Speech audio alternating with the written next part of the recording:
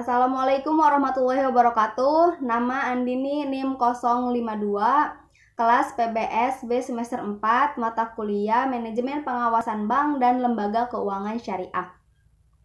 Langsung aja untuk soal yang pertama, yaitu pengertian bank dan lembaga keuangan syariah.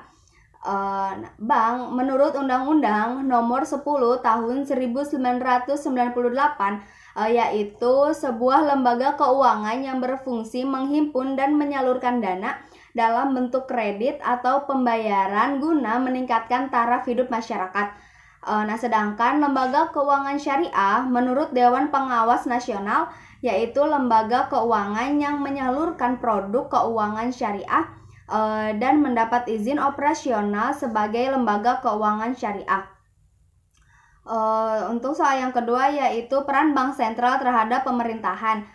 Yang pertama itu menjaga stabilitas moneter, yang kedua itu sebagai pengatur dan pengawas perbankan, yang ketiga pengatur dan penyelenggara sistem pembayaran, yang keempat membantu pembiayaan APBN melalui penerbitan surat hutang negara.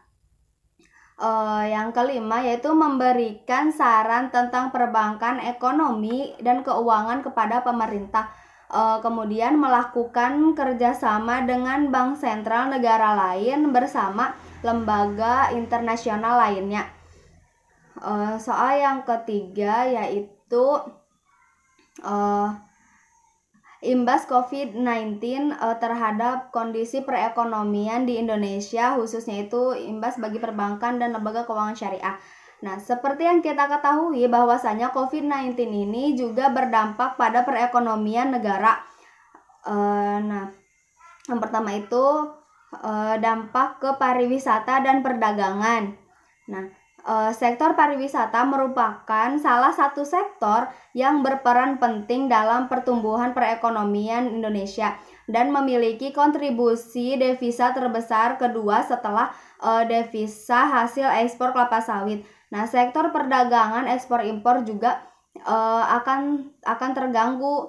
Sebagai akibat dari turunnya kegiatan ekonomi domestik, impor khususnya bahan baku dan modal juga mengalami kontraksi dibandingkan tahun lalu. Dengan demikian penurunan ekspor juga akan dibarengi dengan penurunan impor sehingga pengaruh net ekspor terhadap pertumbuhan ekonomi domestik tahun ini juga relatif kecil. Kemudian selanjutnya itu pelemahan sistem rupiah. Hingga saat ini nilai tukar rupiah itu sudah mendekati angka 17.000 per US dollar.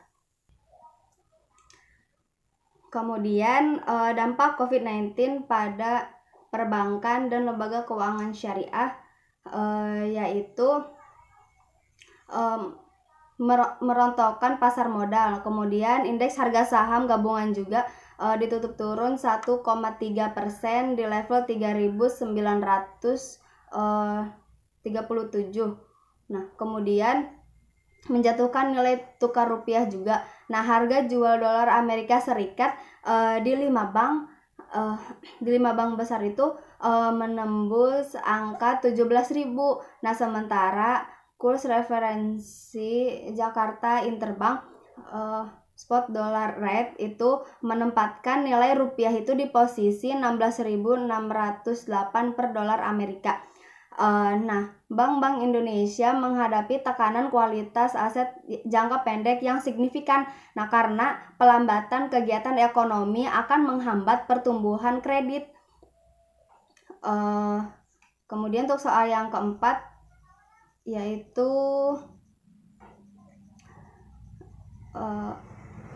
peran manajemen bank dan lembaga keuangan syariah dalam rangka membantu pemerintah menanggulangi masalah COVID-19 dan peran pengawasan bank, lembaga keuangan syariah dalam menanggapi permasalahan ini.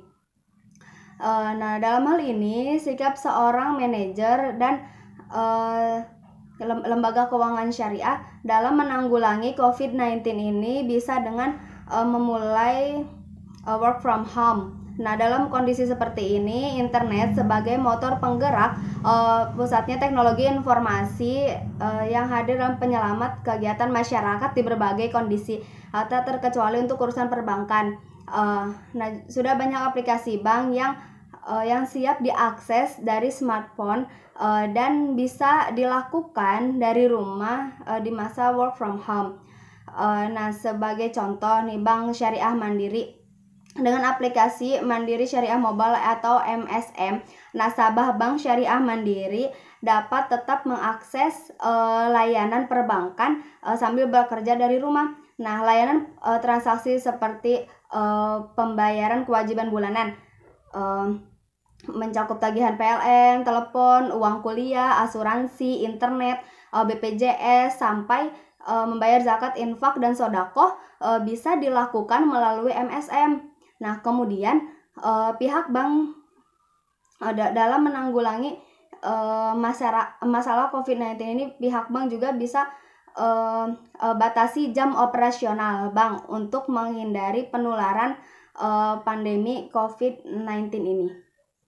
Nah, mungkin saja cukup sekian. Terima kasih. Wassalamualaikum warahmatullahi wabarakatuh.